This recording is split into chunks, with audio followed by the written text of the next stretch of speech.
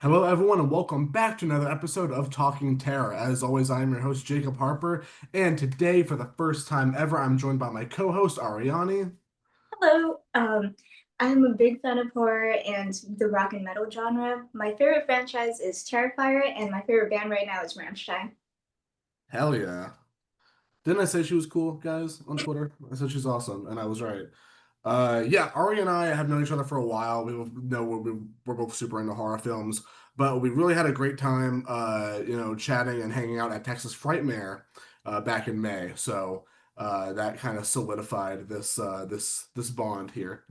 And a mutual friend of ours said, "Oh, y'all should do the podcast together." And I've been looking for a co-host, so all kind of worked out. So welcome, Ari, to Talking Terror, Thank first you. episode ever.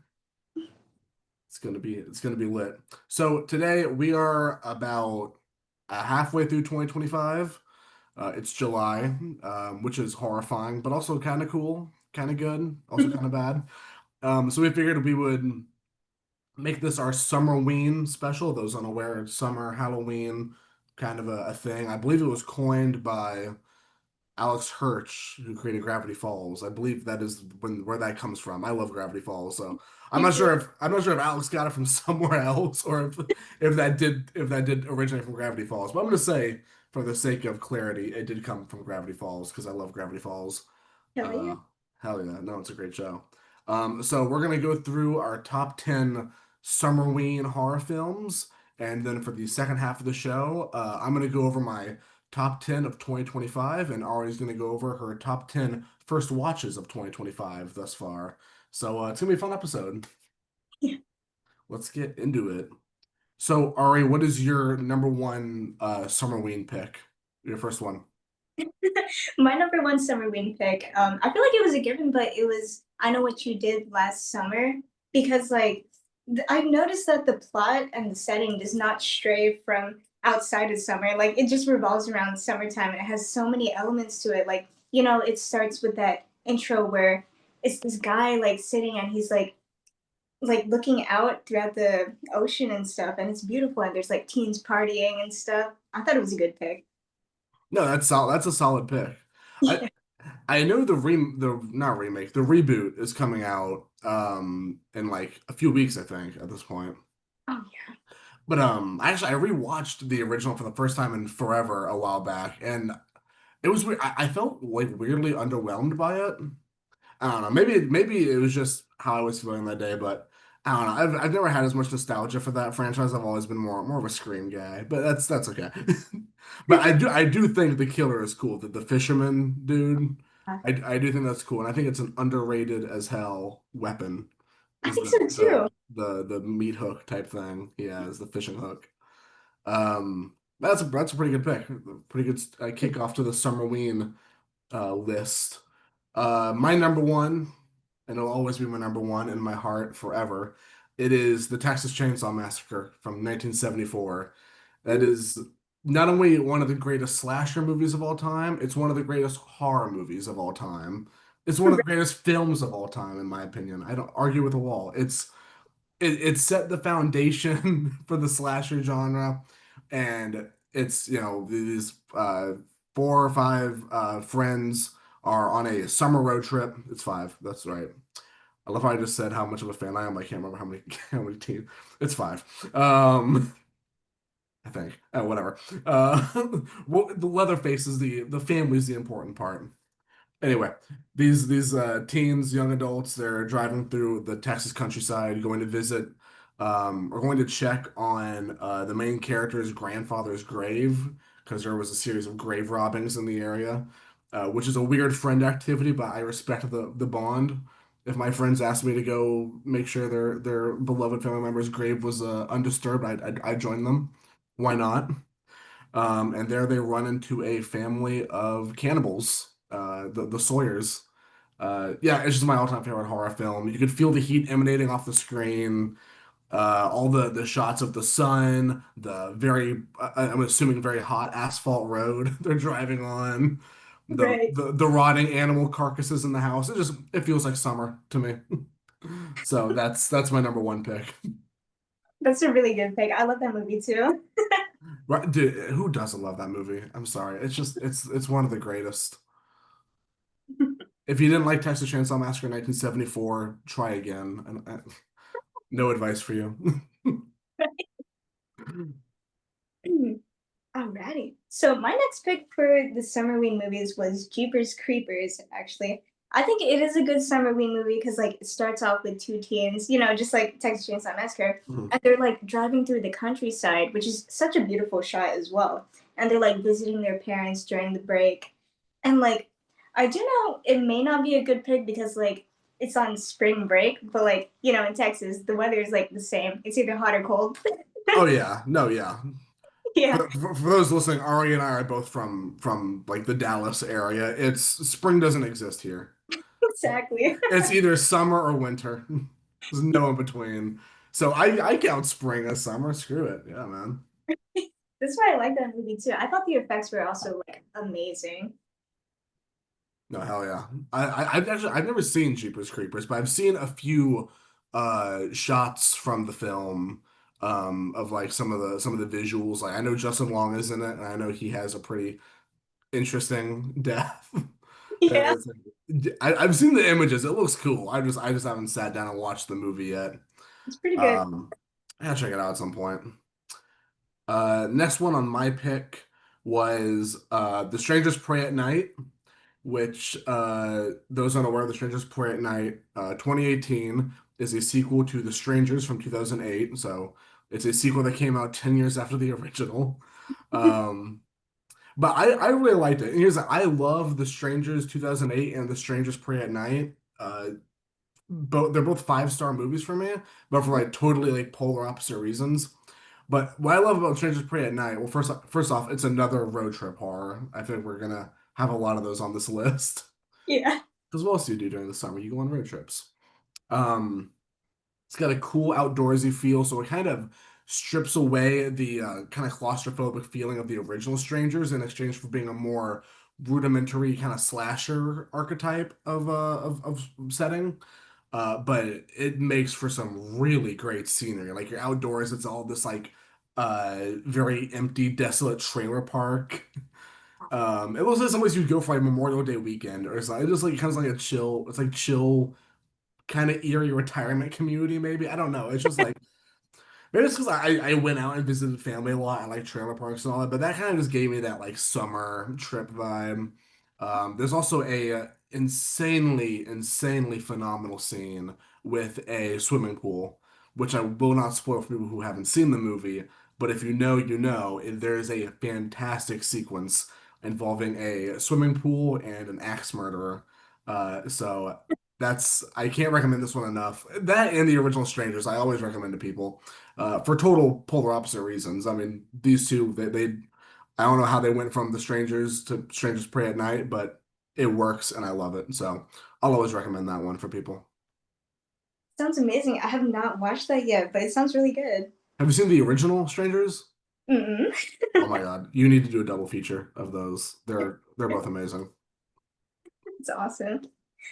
Um, Now, I know some people may not like my next pick, but my next pick was Friday the 13th, Part 1. Now, I really liked that one. I thought it was a classic Summerween vibe, especially because it does take place in the summer where the camp counselors are like, getting ready for the camp for the kids.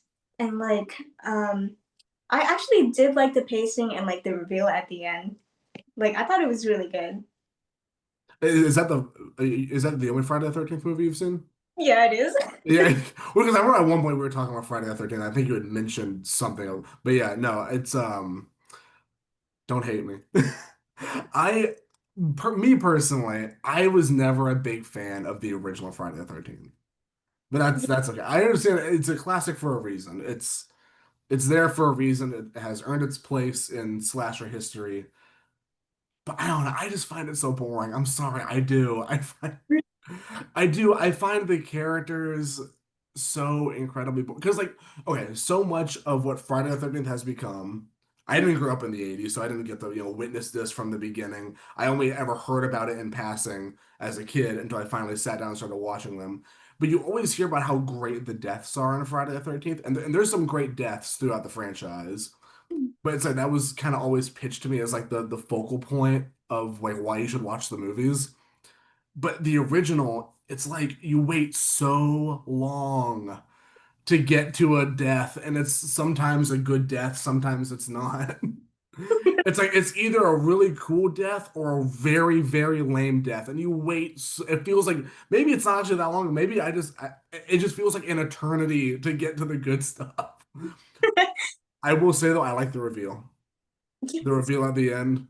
I don't know if I should spoil like a 40-something-year-old movie, but I mean, if you know, you know. It's Yeah. it's a cool reveal, and I honestly didn't expect it the first time I watched it. Um, but I don't know. But that's just me about in general Friday the 13th. It's not my favorite franchise, but I like some of them. But that original to me, that's always been one of my least favorites. But it's definitely a good Summerween pick. I think any of them could be a good Summerween pick. I think I have one on my list a little bit down the line.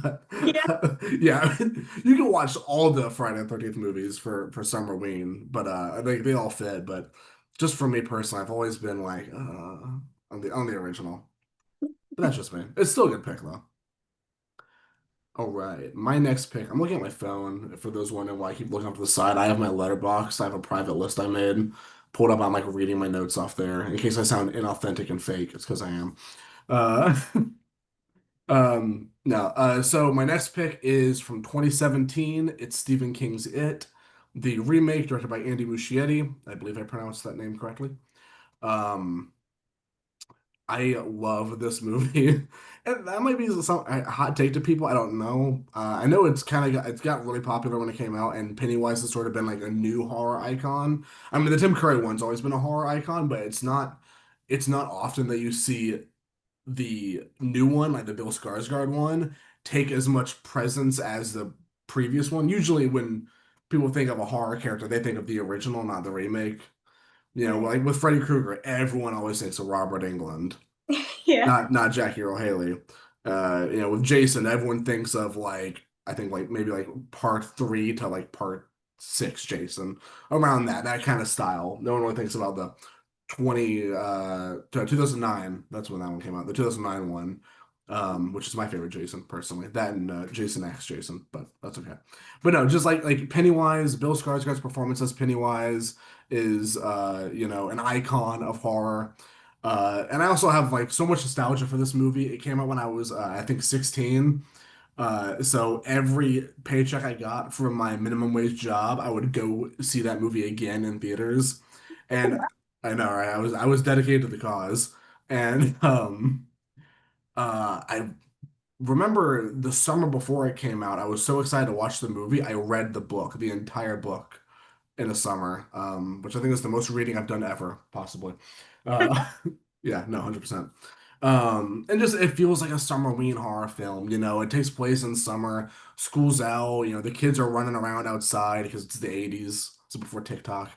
Uh, and they're having a good time until Pennywise kills them.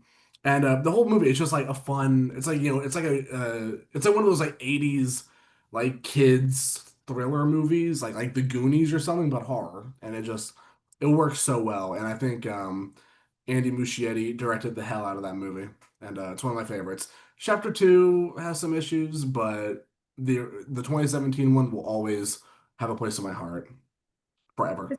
Pick. Hell yeah. Yeah, I really like the world building, especially in like the book. It's so awesome, like how detailed it is. Dude, right? I love the book. It's my favorite King book as well. Just because it's like the detail in that. Like Yes. a character is introduced, that character could be in the book for 3 pages max.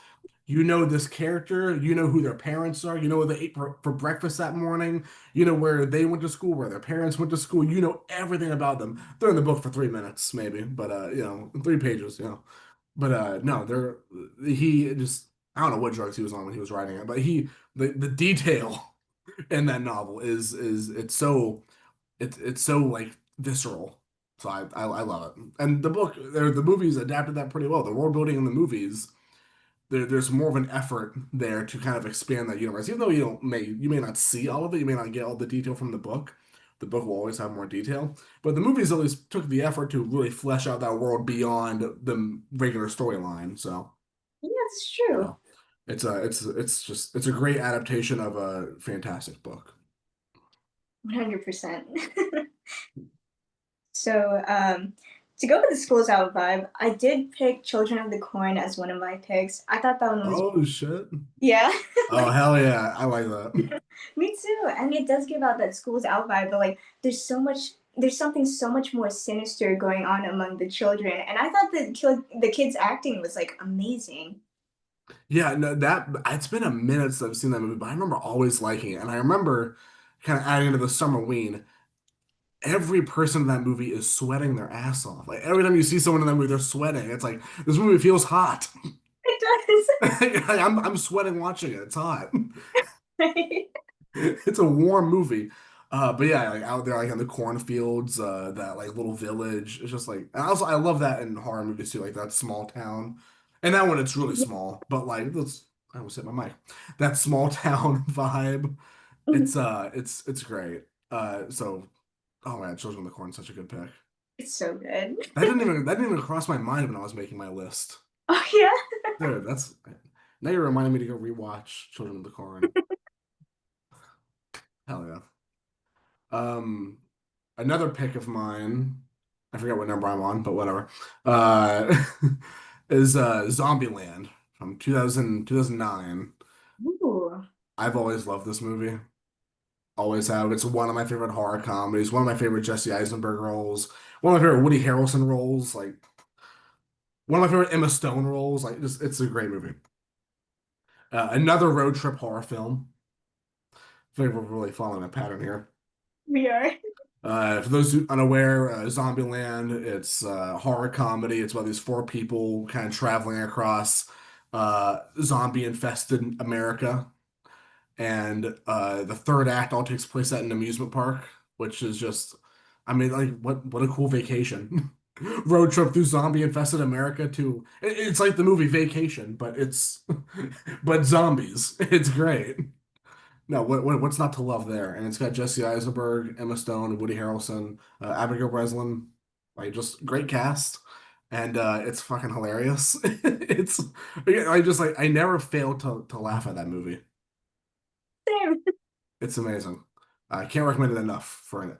And also, every movie I've listened to so far has been 5 stars on my Letterboxd so far. Nice. So all these I cannot speak highly enough of.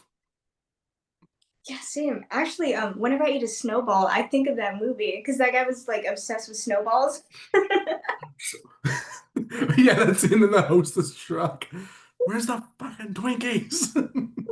Oh yeah, it was Twinkies he was obsessed with, not Well, snowballs. no, wait, he opens the truck and there's a bunch of snowballs. And he's like, "What the snowballs? Where's the Twinkies?" He was mad at it actually. Jesse Eisenberg's like, "I like snowballs." Yeah. No, it's a great movie, man. That's a great movie. So sorry. Water break. Oh, good. No, I'm taking a sip of my drink, my icy cup. So my next movie is actually the Blair Witch Project because, like, it's three teens that go out into the woods to like research the Blair Witch, and I feel like when school is out or like film majors, I feel like that is the perfect time for them to just go out and do personal projects that they want to do. If you're listening to this, we are encouraging all student filmmakers to walk into the woods without a map, with a camcorder. And if we find your camcorder with your last moments, we will play it on the show. That is our promise to you. Go out and do it. Exactly. Just kidding, maybe. Maybe. If we get in trouble, I'm kidding. If we don't get in trouble, I'm not kidding. Those are the rules. Yeah. Like that's the scary part though, because like they were just sent out and given directions on what to do without like telling other people what they had. And like that was what was scary. And I heard they also had someone dress up as like the Blair Witch, but they never showed it on camera. Yeah, that movie's always been kind of a mystery to me. I love the movie, and that's another one I didn't think of while I was writing my. Maybe I did think of it for I don't know, but I that's a good pick. First off, that's a good pick. But also, like that movie's always been such a mystery to me because there's like, its production was very independent. just kind of going out into the woods and shooting. They even had I don't think they even had a script for the movie. Right. They had like an outline of bullet points. And I like what you're saying. He kind of just told the actors, "Hey, say whatever, like talk naturally, but make sure you work this into the dialogue somehow." All right, now go out there and film each other and see what happens. I've never heard of them dressing up as the Blair Witch, but now I really want to see that. Right? And That's so scary though that you never get to see her. I know that's God. I have heard a really good theory about the movie. Yeah.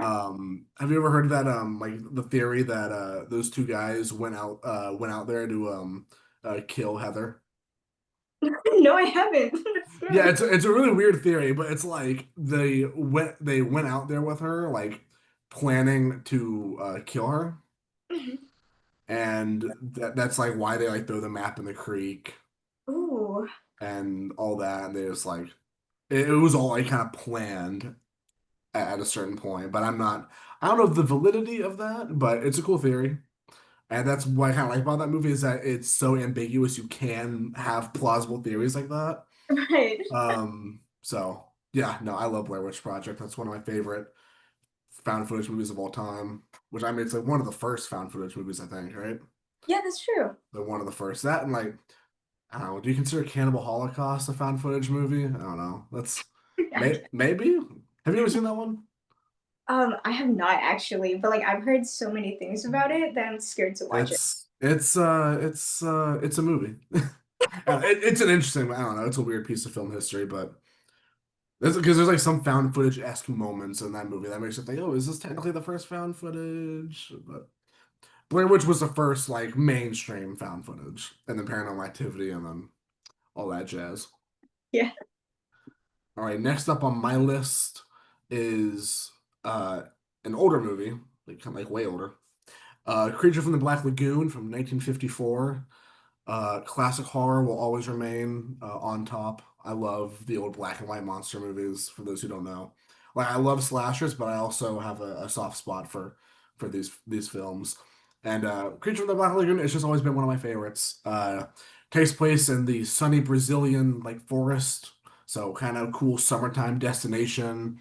They are doing like experiments in like this water. They're like testing the water and they come across this fish man creature, the gill man, I believe, as he is known.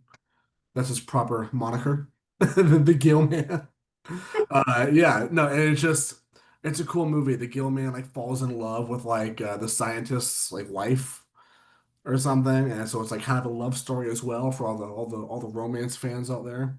And yeah, I just there's one really good scene. There's a lot of really good scenes, but there's one really good scene that I always remember, and it's like this shot where like the woman that the gill man is like falling in love with is like swimming alone and he's like swimming under her like watching her and it's shot where they're like swimming like in tandem but he's like under and she's like above the water and I this was filmed in 1954. I'm like how did they do that because it's like underwater it looks cool. I don't know, it was just I was like oh that's like movie magic right there to me so that's always been one of my favorites and if you haven't seen it I 100% recommend watching all the old Universal monster movies but that one first off that's just amazing. It sounds cool. I've not seen that one yet, but it sounds romantic. Oh, it is. It's a cute movie. It's cute deep down. But no, it's great. And I know they just opened the Dark Universe at Universal Studios. So if any Universal executives are listening, which I doubt, but if you are at the parks, bring the Gill Man to Universal Studios, please, for my sake.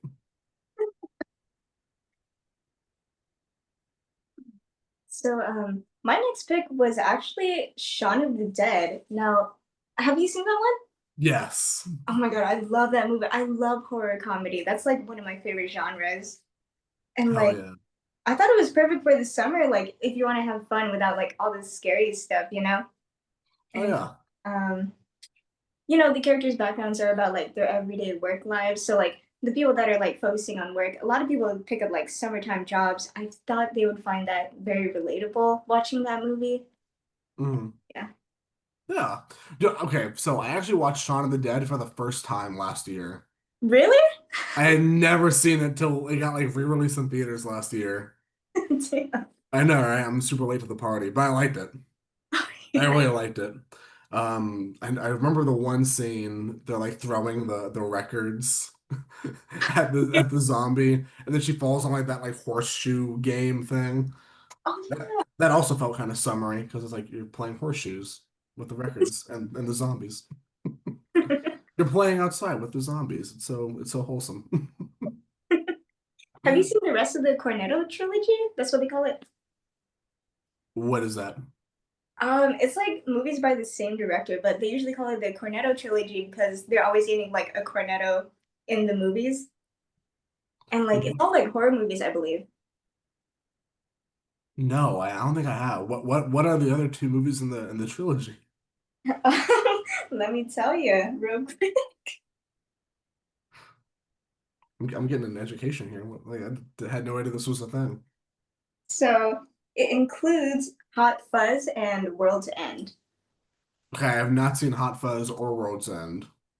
I thought those were good because it also includes the same like two front actors, Simon Pegg and the other guy, but like they are actually the main characters in all three of those movies. Oh, really? Yeah, it's Oh, actually that's kind of cool. I like Simon Pegg. It's funny. yeah, me too. So, next one on my list. Look at my letterbox list. Follow me on Letterboxd, by the way, Jacob the Harper. Shameless plug for the Letterbox account. My next one is It Follows. This one, I'll admit, this one was almost purely on vibes. I don't know when it takes place, summer, spring, I don't know. It's weird because like prior to the inciting incident, or prior to when they first meet the monster, um, most of the cast is just kind of chilling, doing nothing. Not like in a bad like, oh, this was written horribly way. Like, why are these characters not doing that? It was like everyone here is just chilling. Like this movie feels like a lazy summer day, but with a monster and kind of just personified. I don't know. And there's just like little scenes that I just that give me those summer vibes. And there's a scene at like a movie theater. It seems like they're going for like an afternoon matinee. Like, when it's not summer, who has time to go to the movies in the afternoon, right? I say as if I don't do that. Um, and yeah, again, there's another great pool sequence. Now I'm just counting any pool sequence in a horror movie. I'm counting that as Summerween, but there is a really good pool sequence. Um, but yeah, It Follows. It's a fun one from 2014, and stars Micah Monroe, who was in Longlegs, which was last year's like hottest summer like blockbuster horror. Oh yeah. Yeah. Um, so my next pick was Cargo. Now I really love that movie. I actually watched that during the summer, but I thought it was like very outdoorsy and it has like such a summer setting where like this father, played by Martin Freeman, one of my favorite actors, he's on this journey to like drop off his daughter to like a safe zone and it's amidst the zombie apocalypse, which is it's an amazing movie. Honestly, I gotta say that. And since it's centered around the father and his daughter, it also gives off that isolating feeling that some people feel during the summer where you don't know what's next, but like you just know that you're alone and that you have to, do something. I've never even heard of that. I'll have to check that out. Really? I love zombie film. You said it's called Cargo? Yeah, it was really good. Okay, I'm adding that to my watch list. I love zombie films, dude. Mhm. I love zombie movies. All right, next on my list, I'm in my final four now. This has been going along smoothly. Um, Next on my list is The Toxic Avenger from 1984. We love trauma in this house. We will always love trauma films. Um, And now, where I said It Follows feels like a lazy summer day, this feels like an active summer day. Like you're like, there's always just some running around, getting into mischief. That's what Toxic Avenger feels like. There's a really good sequence again at like a YMCA type public pool place. Um, which is super cool. It's a sort of a superhero movie for those into superheroes, and superhero movies tend to take the reins during a blockbuster summer season. So I felt like that was appropriate. Toxic Avenger is the first superhero from New Jersey, as it says on the poster. That's me quoting the poster. That's not a dig at New Jersey, I don't think. Um, for those unaware, Toxic Avenger, it's about this guy. He's kind of like a nerdy kind of guy. He falls into a thing of toxic waste, and he becomes like this mutated, freaky looking big dude, but he's like super strong and has like powers. So he goes around like beating up bad people in really violent ways. There's one scene at like a fast food place where these like these guys trying to rob it get like their ass beat so badly. It's so violent, but it's so fun. It's great. And there's some romance in there for all the romance fans, but Toxic Avenger, it's one of my favorite trauma movies ever. And it's just one of my favorite movies from the 80s. I feel like I mean it's talked about a lot in the horror community, but I'll always sing its praises for people. And there's a remake coming out in August, so felt even more appropriate to bring it up again. So, my next pick is Repo the Genetic Opera. Now, that is my favorite musical. Bill Moseley is in it. That's why I love it so much too. He sings, which is amazing. Have you seen that? I haven't, but I have so many mutuals on Twitter who recommend me that movie. It is so good. Oh my gosh. You're gonna love it, honestly. I know I will, and I love Bill Moseley too. And the scenes I've seen from like the images I've seen, it looks cool. Yeah, it is. It's Like it really, looks like a cool movie. yeah. And like, I thought it was a lighthearted pick because, it's a musical and it's like also a horror comedy with like, mixes of gore and stuff because it's such Mhm. it's a good concept. And like, even though the aesthetic and the setting is like dark and gloomy, the reason I pick it for the summer though is because it gives off the same vibes as like summer rain. Like we got the main character Shiloh, and like she wants to go out, but there's so many things stopping her, like her father. And it gives off that same suffocating feeling that like summer rain has, it's like hot and humid and like but it's still raining. That's cool. I'll have to check it out. Yeah, I have had so many people recommend me that movie the last few years. And now it's like it like increasingly has been jumping to the top of my watch list. So Good. now I gotta go on the lookout for it. And also that feels kind of like it pairs well with Toxic Avenger. I feel like we keep accidentally making like really good double features here. It's true.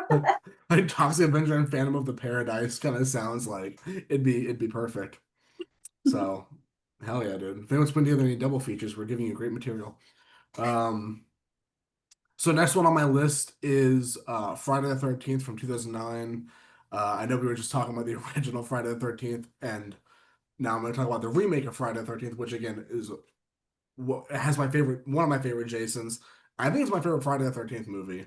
It's either that, Friday the 13th Part 3, Part 6, or Jason X. Those are my ideal Friday the 13th films, and Part 2 because I like the sackhead Jason look. But um, like I had to put at least one Friday the 13th movie on here. It wouldn't be a Summerween list without it. So I went ahead and chose the best one, in my opinion. Uh, it's very outdoorsy, the great outdoors, the very dangerous outdoors. I like how Jason in this one is more of like kind of what's like just an outdoorsman.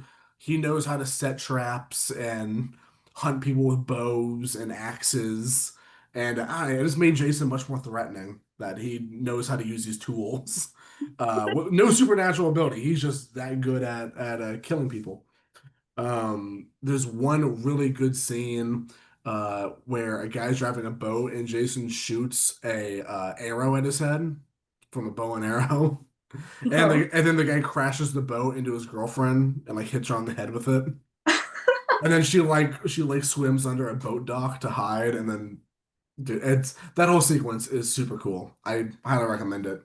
And there's another really good kill where someone's trapped in a sleeping bag and he ties their sleeping bag over their campfire and burns them alive in it. Which is like again like come on, bro. It's cool like summer kills, man. Those are great. So that's my like obligatory Friday the 13th pick right there. The 2009 remake. That's awesome, man. Alrighty. Have you ever seen the 2009 remake? I have not actually, but I want to. Oh yeah, because you said that's okay. Yeah, no, that makes sense. I asked that earlier. It's definitely on my list though. Hell yeah. So my last pick was a Japanese movie. It's called Norori the Curse. Have you seen that one? No. It's really good. It's almost like the Blair Witch Project, but like it's Japanese and they're actually it starts off as a documentary to like a found footage film, which is very unsettling. Um, I picked it for the summer because it's a slow burn, like psychological horror, kind of like Blair Witch Project, where like this crew of people is researching this demon and like the mysterious disappearance of this paranormal journalist. It just gives off that energy of that time, that like where you have that project that you want to work on during the summer. That's why I thought it had like summer vibes. Um, Hell yeah. yeah, I thought the story unfolding was really good, and like actually, I like it because there's no jump scares. So like when it does have the scary reveals, like you just have to silently process what's going on and like listen to how the crew just like reacts to it, and it's unsettling. I'll have to check that out then. We're gonna have to give each other these movies for like a binging of what we're missing here because that sounds really cool. It's cool. I need to watch more Japanese horror. That's been kind of one of my blind spots in horror. I need to go back and watch like the original Ring and like the original Grudge because I think I've only seen the remakes of those, but I'll have to go back and watch the original Japanese ones because I've heard they're cool. Yeah, they're a lot scarier. I can imagine.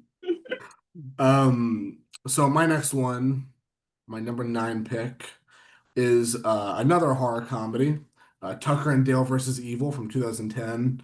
Have you seen this one? Hmm. Okay, it's hilarious. It's like a comedic amalgamation of movies like, Texas Chainsaw Massacre, Evil Dead, Friday the 13th. It all plays off of tropes from those movies. It's about these two like redneck guys or like normal redneck dudes, just fixing up a cabin that they bought. It's like a really like messy, just freaky looking cabin. Trying to repair it, make it a nice summer home.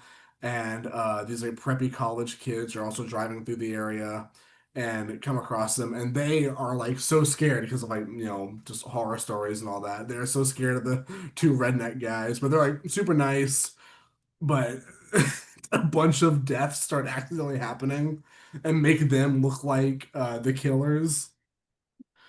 So like the whole time they're like, "Oh look, they're killing people," and there's like like a scene where a guy tries to like attack one of them and jumps right into a wood chipper.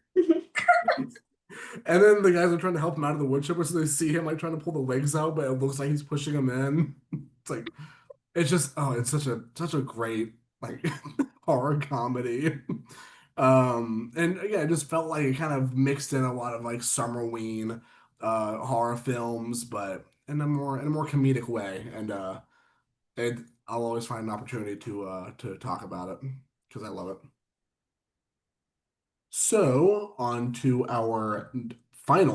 my final Summerween pick is Jaws from 1975. I was originally hesitant to put this on here because like when I think of Summerween, and maybe it's just me or maybe it is like kind of the theme with Summerween movies, but I always think of like slashers mostly, like summer camp, road trip, slasher movies, like all the other movies I just named. But after a while, I contemplated it and I was like, no, Jaws is the summer horror film. It is the original summer horror film that just solidified it, and like it just celebrated its 50th anniversary the other day, so it felt perfect to include it on there. Now I have admittedly not seen any of the Jaws sequels. I don't think I really need to, but maybe someday. Real. But yeah, those are my top 10 Summerween horror films. Hey guys, Jacob Harper here. I hope you're enjoying the episode so far. I just want to take a quick break to talk to you all about Fangoria. Fangoria is one of my all-time favorite horror magazines. They've been around since 1979 and still going strong with amazing articles and fantastic interviews packed to the brim of each issue. And by subscribing to Fangoria, you get one of these beautiful subscriber exclusive copies with these beautiful subscriber exclusive covers. Yeah, I always look forward to getting my Fangoria in the mail, not just for the wonderful articles and interviews, as I said before, but these beautiful, beautiful covers that look so great on my shelf, on my magazine rack in my room. They always look the best. And here I have my most recent one, my Toxic Avenger copy with that beautiful, beautiful cover. Who's excited for Toxic Avenger to come out in August, right? I'm super hyped for it. And lucky for you, I have a discount code that can get you 20% off an entire one-time subscription to Fangoria, and that code is Jacob the Harper. That's JACOBTHEHARPER, all caps, no space. Jacob the Harper, that's JACOBTHEHARPER. And if you already have a subscription to Fangoria, you could still use that discount code to get you anything off the Fangoria shop, like t-shirts, pins, hats, or even cases that keep your Fangoria safe and protected from creases. By using my discount code, it really helps me out a lot, and it helps you out a lot by getting you some dope Fangoria swag. It's really a win-win for everyone.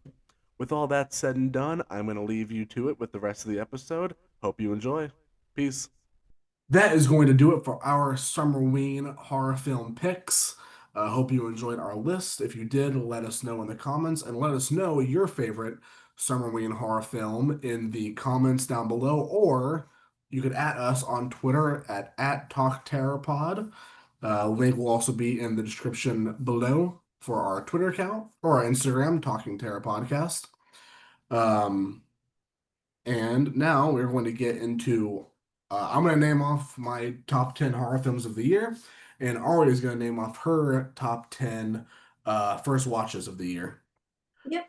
So how do you want to do this, Ari? You want to go one by one, or you want me to just rattle off my top 10 and then you rattle off your top 10? Um, I think we should do rattle off. Just rattle them off? Yeah. All right, you want to go first? Um, sure. Uh, oh So, yeah. one of my favorite movies that I watched this year was 28 Years Later. I thought that movie was so good. I watched 28 Days Later like a few years ago actually, and it was an awesome concept. Like you get to see like what actually happened, with the monkeys and stuff and the rage. And like just seeing it 28 years later and seeing how much it's progressed worldwide is crazy. Yeah, I saw 28 Years Later for like the second time this week. Um, I love it. It's spoiler alert, it's on my top 10 list. Um, but I had never I saw 28 Days Later when I was like super young, like when it was like first on like DVD or whatever, but I hadn't watched it since, so I rewatched it for basically the first time before 28 Years Later came out. Dude, It's good. one of my all-time favorite zombie movies now. Yeah. And it's it's just so good. I'm excited that Cillian Murphy is, I think, going to be in the sequels to 28 Years Later. So I believe that's been in the works. So hopefully we get to see Cillian Murphy again. Yeah. And those crawling zombies were hella scary. I was not expecting to see that. Oh yeah, no, just I love the way the disease has evolved. Now Right? and now you have alpha zombies. They can like rip people's spines out like the Predator. Like it's not fair. Yeah, this show is so brutal. Oh my gosh. It was the new one was brutal. Yeah. Um, and then the next movie I really liked was Host. Oh my gosh. Now this was recommended to me by Jacob actually, and I loved every second of it. It was so scary. Dude, I will always recommend Host. Always. It's so good. Exactly. This It's whole like it's like if unfriend it's like if Unfriended was scary. I felt mean. No, I like Unfriended. I just don't think it's scary. Host is scary though. Host scared the shit out of me. did, right? Oh my gosh, the effects were so scary. Like I was not expecting that from, especially like Zoom call type of, movie. That was, Mhm. oh my gosh. When they're when they're looking for like the ghost and they have like the face filter and the filter just appears like on like nothing. Dude, what a cool way to reveal that there's a ghost there. And the attic scene as well. Right. That one, oh, that one scared the hell out of me. Host was good. Host was good. I love Host. Yeah, me too. Like even I, I watched it a month ago, but I still get nightmares about it. That's my really? Yeah, I'm actually like really scared of them. Dude, we need to get the director on here so we can tell them that. Right? Tell them that scared the hell out of you. No, I just love screen life horror films in general. They're fun. Yeah, they are. Okay. And my next movie was Creep. Now that one was amazing. I think found footage is like one of my favorite things ever. Yeah. Found footage is great. I love a good found footage movie. Yeah. And so this is your first time watching Creep? It was actually, and like I was not expecting it to be as scary as it was, but it really was, especially when in the ending, like he opened this cabinet and it's just full of those VHS tapes and like CDs of like the other camera people that he's killed. It's a good reveal. And Yeah. that's what the series is about, I think, is about all those different people. Yeah, yeah. So there's Creep 2, which I highly recommend. And there's a Creep series that I feel like I'm mostly through it. I don't know if I ever saw the finale, but I like the Creep series. They're doing a season 2 as well. Um no, Creep is such a cool like concept for a movie. Super low budget, super, just like classic found footage. I made with nothing. But just a camera and very creepy vibes. Yeah, That's how the ideal found footage movie is made, in my opinion. that's true. And I'd highly recommend the sequel. The sequel is intense. I gotta watch that because I know it came out in like 2017, 2016. I think so, yeah. Oh yeah, that's on my watch list. My biggest transgression though was like, why did the guy keep meeting up with Joseph? Like, why did he do that? Yeah, it's like I don't know. I'm trying because I've done like freelance filming for people, and now I'm like, oh, they're paying. Like, yeah, they're weird. Well, I would feel bad. I'd be like, sucks you're dying of cancer, man. Okay, I'll film you. Yeah, that was the story, right? Is that he was like dying of like Yeah, cancer, and I was like, oh damn, okay. I'd feel. It pains me to say I would probably be one of Joseph's victims. I would be way too. I'd be way too nice. I'm like, yeah, man, we'll go out and film for another day. Screw it. Yeah, it's we'll go out into the woods with this camera. Why not? They gave me $1,000 and you're dying. Who cares? But the second you put on that wolf mask, that I probably would have been like, okay, that's right. okay, we're done. Your time's up.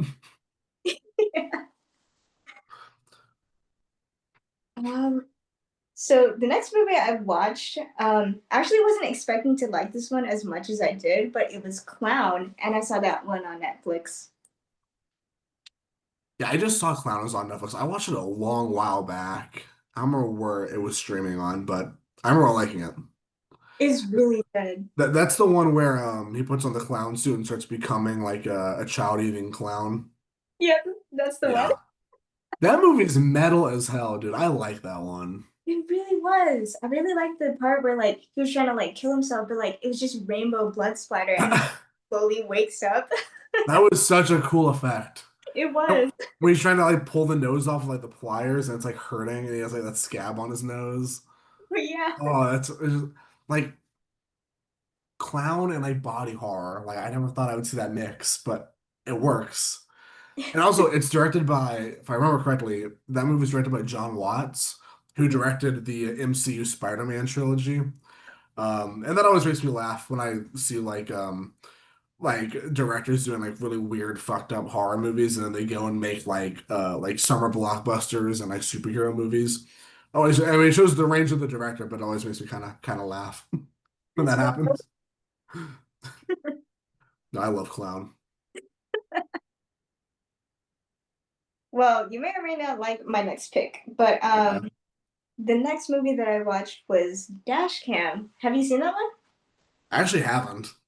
Oh, okay, because like it does take place over COVID, and it is one of those screen light things where the main character is always on like live stream and stuff. Hmm. But like the main controversy was that the main character is the problem. Because like I personally did not like her because they have this like conservative woman that's like really like insistent, and it's just like I didn't like her. No hate to the actress, I love the actress, but I felt like the plot and the character was just not it. It's fair. I've never seen it, but again, I love Scream Life movies. You Yeah. know, I feel like Scream Life is like a sub genre because it's like an offshoot of like found footage, but it's Mhm. also like kind of its own thing. Because like I don't know, I could probably write a whole thing on like found footage versus Scream Life, but I tend to like those movies, so I'll have to check that one out. Yeah, you may or may not 'Cause like it. I like some movies with like controversial characters. I remember like in college I wrote a screenplay for like a found footage narrative hybrid type movie, and the main character was like a total asshole. Like, I intentionally wrote him to be like a total piece of shit. And now I'm like, oh, should I make him likable? Yeah, probably not. It's fine. But I always like morally interesting characters, so maybe I'll like it. I don't know, but I'll check it out then. So my next two picks was Smile 1 and 2. Now, I really liked the second one a lot more than the first one. I know Jacob likes the first one more than the second one. I do. But I still like Smile too, but like I love Smile One. Yeah. I don't know, it's just freakier to me. Smile One was just like scarier. Yeah, that Just makes the sense. well also be I think it's also because going in to watch the original Smile, I saw it at Fantastic Fest at its premiere, and I almost didn't go because the trailers just didn't do it justice. That's true. The trailers made it look so not great. Yeah. And I don't know why. I don't know why. It was just it felt like I don't know. It just felt like the trailer did not do it justice. It made it look way too like silly and gimmicky, and I don't know. The trailer just didn't strike the right tone with me. But then I went and saw it, fully expecting to kind of laugh it off. Mhm. It scared the hell out of me. I was frightened, bro. Like actually like frozen like in fear. It was such a good movie. Especially that one scene where she like the alarm goes off and she's on the phone with the company. And it's, oh, is any are you by yourself in the house? She's like, yeah. And it's like there's a pause and she's like, are you sure? And there's like another pause and she's like, are you sure you didn't let something in? And there's a way longer pause. And then the person on the phone just says, look behind you. I'm like, oh, it's horrifying. Just like that like buildup of like tensity, that buildup of suspense is so well done in Smile One. And it's done well in Smile Two, but the original Smile just will forever hold that bar in like tensity. Yeah, that makes sense. But No, you prefer Smile Two, right? I do because like I did like that it was such a larger cast of characters, and it has to do with Sky, who is like an influencer and like a singer, and like she has so many people that is just surrounding her constantly, which I Hmm. really liked because like it's aside from that isolating feeling, which you still do get from like Smile 2, which is like a little less of the isolating feeling, but I thought it was amazing because like there's that scene where she was just in her apartment or like her hotel room or something, and then just that large cast of characters that are just smiling at her and they slowly approach her. I really like that. That was a pretty good scene, and I do like the choice of victim. That was a cool touch by Parker Finn to make the victim of of the story like a celebrity who's always being watched and always has fans around her. It added that extra layer of tensity.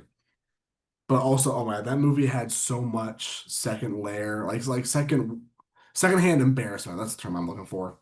Secondhand embarrassment. Because like with Smile One, it was like that the birthday party scene. Oh Yeah, yeah. you have a little bit of that secondhand embarrassment, but it's mostly like fear.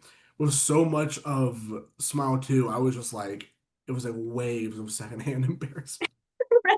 When she was reading off of that teleprompter and then she Yes, I was like, oh my God. I was like, please pivot to something else, improv, something, somebody do something. now she got a trauma dump. Yeah, she just trauma dumped and then knocked that old lady down, which was hilarious. Oh yeah. Um, but also like Naomi Watts and Ray Nicholson are both great. Yes. They're both amazing actors. I had no idea that was Jack Nicholson's son. Oh Uh, really? yeah, but like I mean, seeing him smile, I was like, okay, I see it. It's So funny. yeah, no, it's got a good cast. I think so too. And the effects were amazing too. Like I heard that the smile demon was actually a puppet. I think so. Yeah, I think it's mostly like a puppet with like a little bit of like CGI layering. See, now that's scary. Yeah, imagine seeing that in real life, like on set, like oh, walk past that thing. Alrighty. So my next pick was Thanksgiving actually. I like that one. I watched it on Netflix like a couple months ago, I believe. And I did like the slasher. That was a cool concept. Yeah, Thanksgiving's fun. It's a fun watch. I like the Black Friday sequence. 'Cause like Yeah, the lady gets hit in the head with the shopping cart, and then she gets like scalped with it. And it's like, right. what the hell? It was so brutal for no reason. Yeah, it was like, what the kind of shopping cart is this? It could like scalp you. Like, how much force are you pushing that thing with? Right. Man. The guy had like his neck like cut open. He's still holding the like a waffle maker or whatever. That whole opening was fun, and I like the way the killer looked, especially after he like had the burnt mask look. Oh yeah. Um, it was a fun time, and like, dude, the kills. They were awesome. Like, I like when slasher movies have like a kill. Well, I like when slasher movies have a theme, and then all the kills kind of relate to that theme. Oh yeah. Like with Thanksgiving, a lot of them are getting killed with like cooking utensils or some sort of, thing of that sort. Like Right. there's that one the blonde woman in that film. She gets she doesn't die from it, but she gets like stabbed in the ears with like those like corn cob holder things. And I was just like ow, like damn, that would suck. And then she gets like sawed in half by like a machine. I'm like, okay, that's pretty pretty fucked up too, but it's got some good kills. I like Thanksgiving.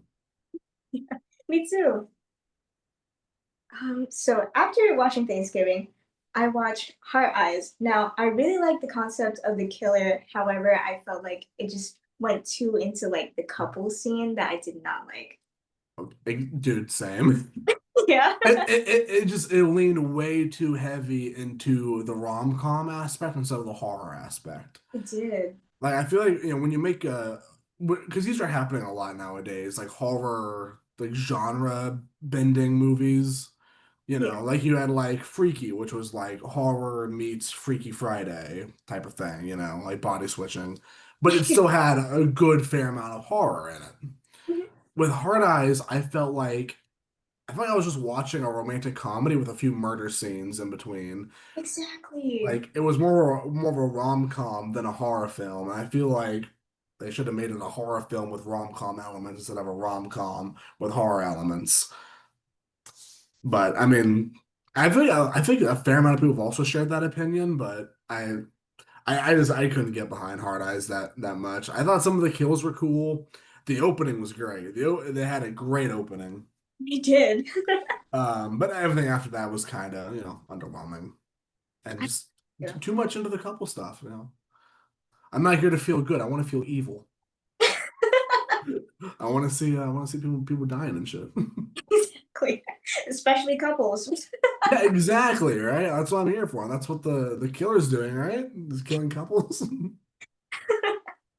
That's what I didn't like though. They were just like, oh yeah, he kills couples, and then the reveal was just like it was like this throuple. Like, what the hell's going on? Yeah, the reveal was a little underwhelming too, a little bit. I was like, come on. I mean, the concept's cool, but I don't know, I feel like that movie missed more than it hit with me. That's so true.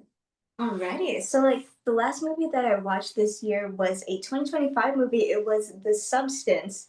Now, I really like the message that it was like giving off, but also I tried watching it while I was eating, and it did not end well. Oh, why would you do that? I lost my appetite so fast. I can imagine that that okay, I love The Substance. I was so rooting for it to win Best Picture at the Oscars. I mean, I'm glad it went to Anora, but I would be lying if part of me was not cheering on the Substance the whole time. Right. I mean, it's rare for a horror film to get nominated for an Academy Award, especially for like Best Picture. Um, Now, in a perfect world, it'd be Nosferatu and it's The Substance competing for Best Picture, but I don't run the Academy. It'd be a lot better if I did, but I don't. Um, but no, The Substance is great, and I like Margaret Qualley, Demi Moore. They're both freaking phenomenal in that role. I hope they both do more horror films down the line as well. They were both great, and I loved the ending. Oh yeah, me I too. like this how I like the explosive like New Year's Eve ending. Right. Even the prosthetics they used on her also kind of reminded me of Toxic Avenger a little bit. So I feel like there was some inspiration there, which I totally dug. And then her like face on like the star Oh and yeah. the Walk of Fame. I was like, that's a cool. That was a cool ending. And Yeah, just I I love the Substance. It's been a minute since I've seen it, but I loved the Substance. it's so good. It is. And I did remember I'm not smart enough to make this observation, but someone made this observation.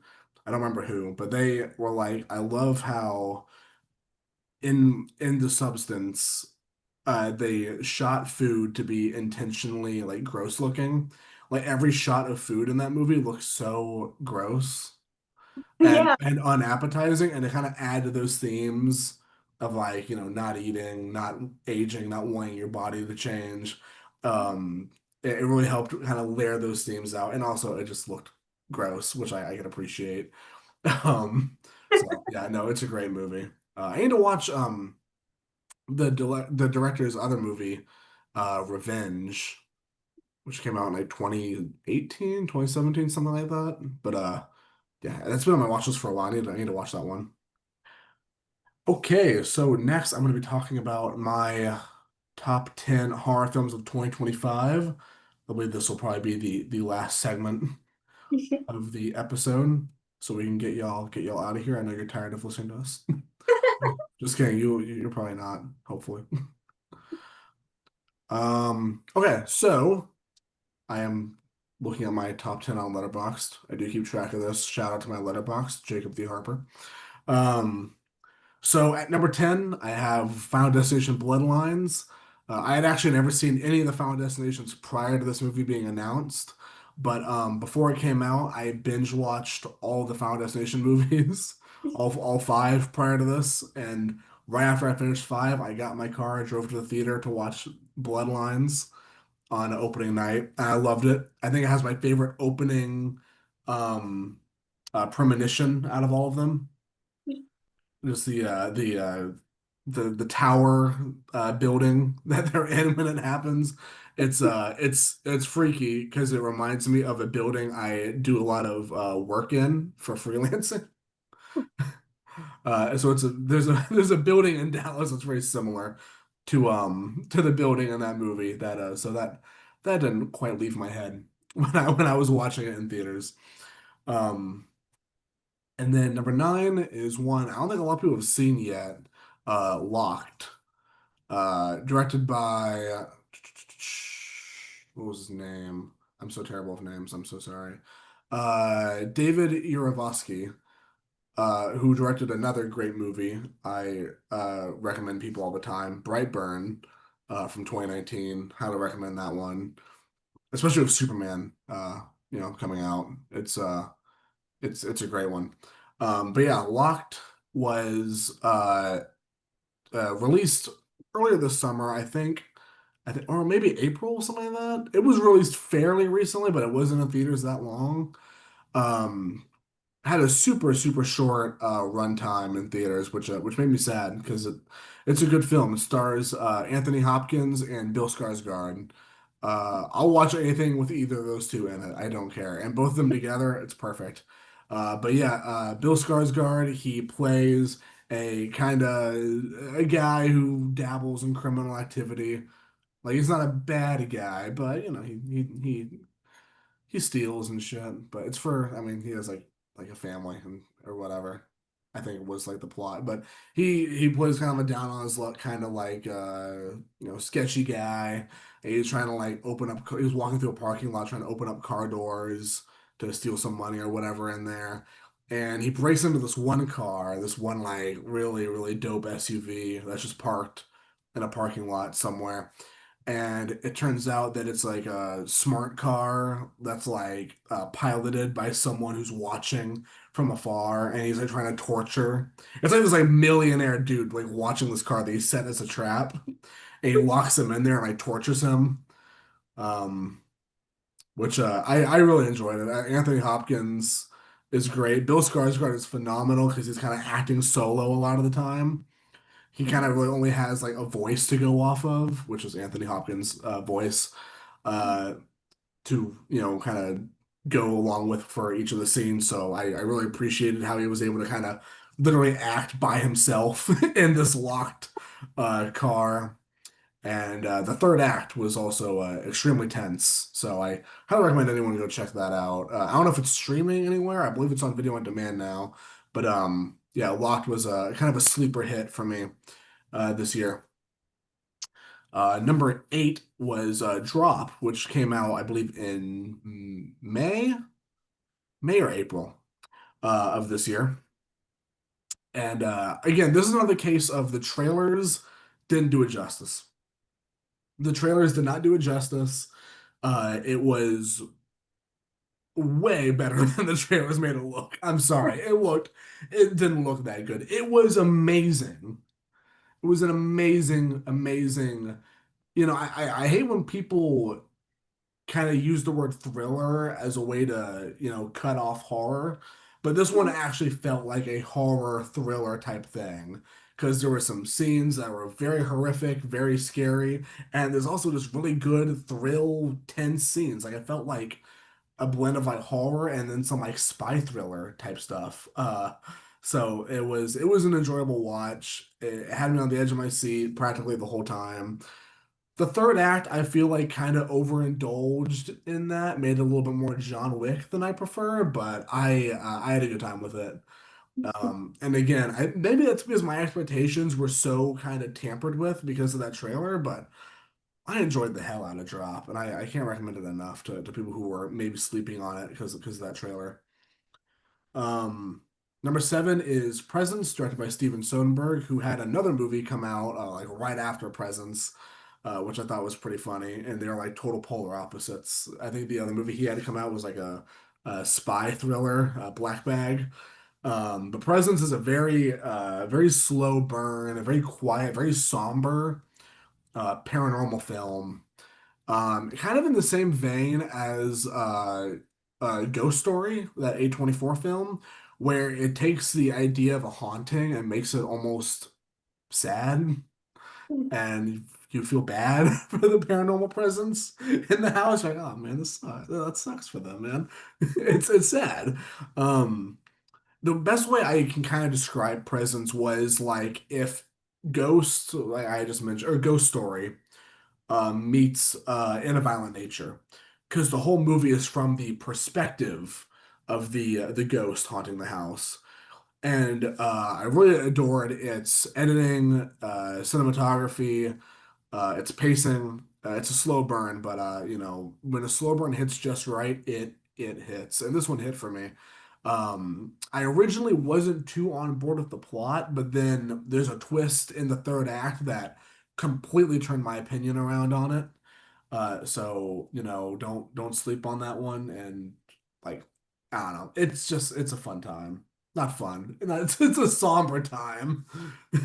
The next movie I might have mentioned is a fun time, but this one was like, again, it's like Ghost Story meets In a Violent Nature. It was a really well done paranormal flick. Now next up, what am I on yeah, number six. Oh my God, I can't count.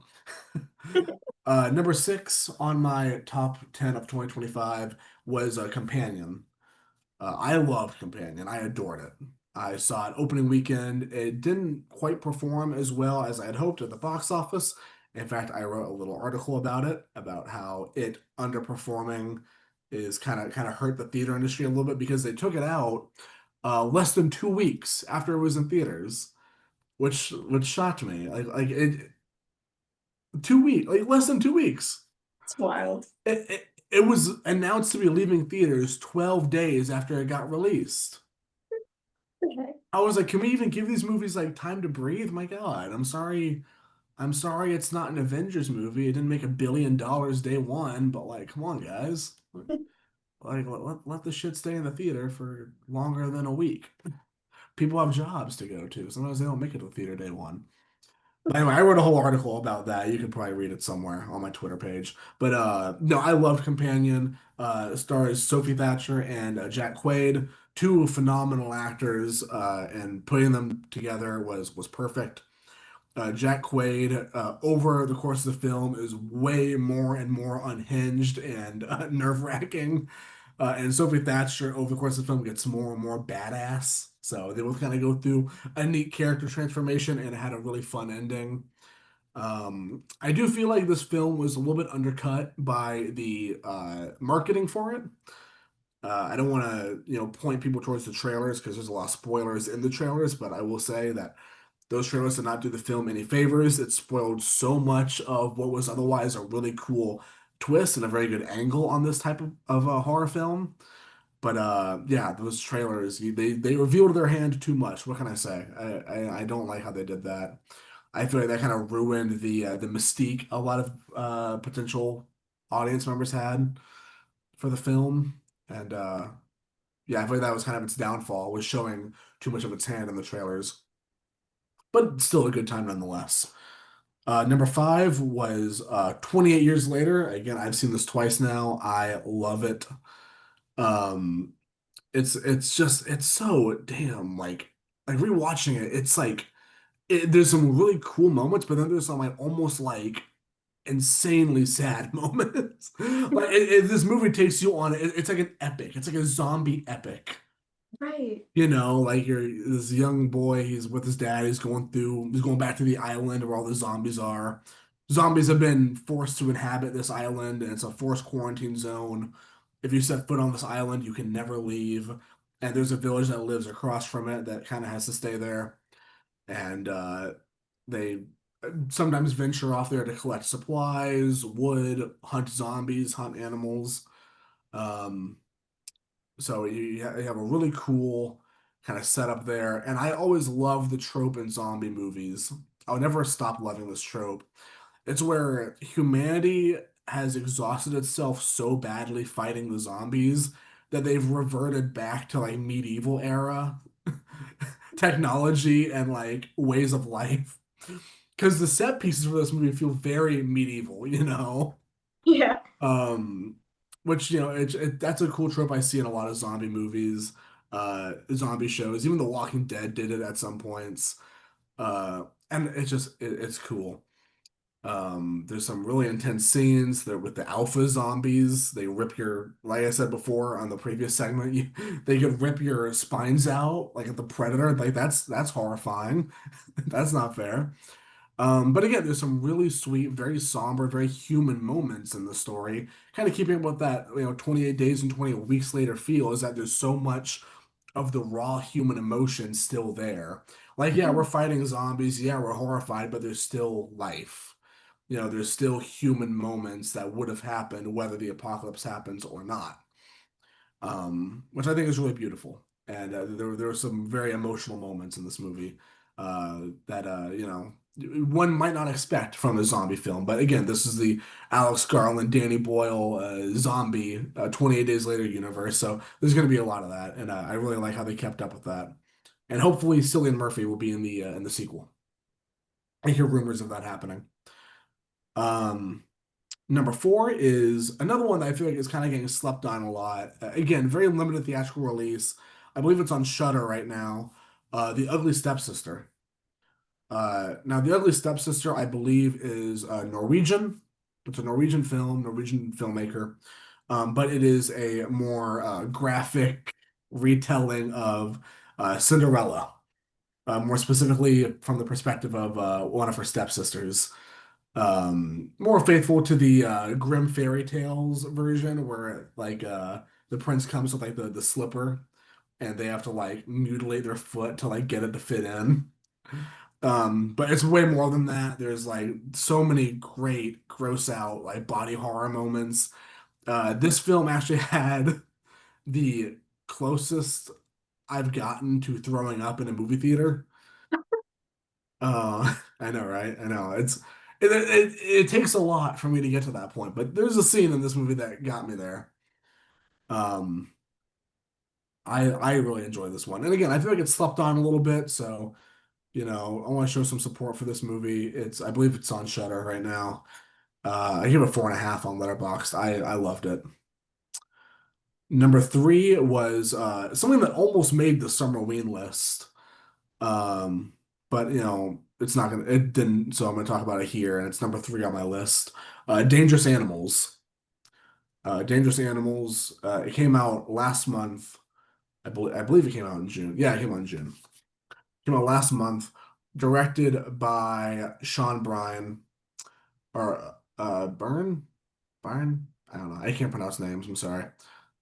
I thought it said Sean Bryan, but I think that's wrong. Um, but yeah, 2025, Dangerous Animals stars Jai Courtney and Hassie Harrison, I believe is her name. Both phenomenal, both give phenomenal performances. Jai Courtney plays an unhinged serial killer who's like obsessed with sharks, and he uses sharks to kill people, which is like, I'm sorry, that's the coolest shit ever. I'm sorry. A serial killer using sharks to kill people? That's awesome, man. That's awesome. Yeah, it's like Peeping Tom meets Jaws. I wrote a little review on it for 1428 Elm, and I loved it. So if you're looking for a more recent Summerween watch, Dangerous Animals, I'd highly recommend. Jai Courtney is a perfect unhinged serial killer. He's great. Number two on my list is The Monkey, directed by Oz Perkins, who previously did Longlegs. Um, which I know Longlegs was a little bit of a polarizing film, which I understand the plot was weird on that one, but I still enjoyed it nonetheless. The Monkey is much more straightforward, almost comically straightforward. It's like, hey, there's a monkey. Every time it hits its drum, it kills people in really fucked up ways, and that's the story. And these two brothers that are fighting over it. One wants to use it to kill, the other wants to use it to destroy. Or one wants to destroy, the other one wants to use it to kill. Um, it's a really cool. It's based off a Stephen King short story, uh, and it's just a fun time. I saw a lot of people describe it as sort of like Final Destination-ish, which I think the only fair way that's a comparison is that the kills in this movie are so ridiculously over the top. Um, but I had a good time with it. Theo James is amazing in it. He plays a dual role, him and his twin brother. He plays twins in this movie. And this is fun. This is just a fun time. And I'm glad that Neon gave it some solid marketing. I feel like Neon's been kind of on point with the marketing as of late. Ever since Long Legs, Yeah. they've been on point. And I know they did just sign a deal with Oz Perkins for like first look at anything he writes now. So I think Oz Perkins is now kind of the front man for Neon's movies going forward, which I love. I will always go watch Osgood Perkins movies. All right, my final pick for my top 10 2025 horror films. So far, we're only 6 months into it, but at the halfway point, my number one movie of 2025 is Sinners, directed by Ryan Coogler, starring Michael B. Jordan, Haley Steinfeld, Jack O'Connell. Amazing. Amazing, amazing movie. I don't care what anyone says. This shit was amazing, and this shit was even better in theaters. And I need it re-released for a third or fourth time. I don't know how many times they've re-released it at this point, especially the 70 millimeter IMAX version, but release it 10 more times. It was a this was one of the best theatrical experiences ever. Seeing it in 70 millimeter. The bar fight scene when the aspect ratio changes, dude, ascending. And Jack O'Connell is a fantastic villain in this. He has a brief appearance in 28 Years Later without getting into spoilers, but I want to see more of him in things. I remember I was watching it, my second time watching Sinners. I was watching it with my family, right? I was with my sister, and Jack O'Connell's on screen doing all this freaky shit, and he says like, my sister leans over and is like, "This guy, this Irish vampire." I was like, "Yeah." She's like, "He's giving an evil leprechaun."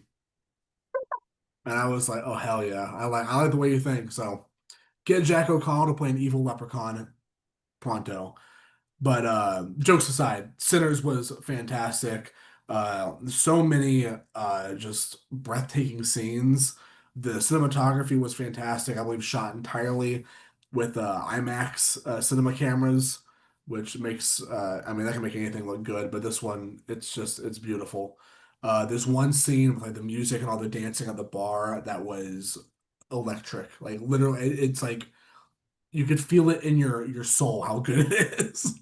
It's a great film. Michael B. Jordan again, another character, another actor playing twins. Michael B. Jordan plays twin brothers running a juke joint, and that gets attacked by vampires. And it's God, it's such a phenomenal film. It's beautiful, got a beautiful message. Um, and my favorite movie of the year. What else can I say? Um, so far, and it's gonna be hard to beat. Um, but yeah, those are my top 10 horror movies of the year so far. There's still lots on the horizon. I mean, Ari, are there any ones that you're particularly excited for that are still on the verge of coming out? Um, Not yet, but there was one that was called Garden of Eve. Eden. Oh yeah. Have you seen Yeah, that one? I've seen the trailer, Mm. like House on Eden, like Eden Garden or something. I'll have to we're totally butchering the name, so I Yeah. apologize, but I'll have to Google that and go back and see what that's called and when it comes out, because I feel like the marketing has been a little bit all over the place. I occasionally see a trailer, but I never see a release date. Yeah, me too. So I'm like, come on, I want to see it. But that's one that does look interesting. I know Together is coming out soon with Dave Franco. Oh yeah. That one looks pretty interesting. I feel like each time I see the trailer, I was worried about it being like spoilery, but now I've gotten so used to it that now I'm like, I still don't know what's going on, so I'm still hyped. Um, Weapons is another good one coming out. Right. That's what is that? What is that director's name? Damn it. Zach Krieger. From director Zach Krieger is uh coming Weapons. That I'm so forgetful today. I forgot the director's name and I forgot the movie I was just talking about. Weapons is an upcoming Zach Krieger movie I'm very excited for, was the point I was trying to make that whole time.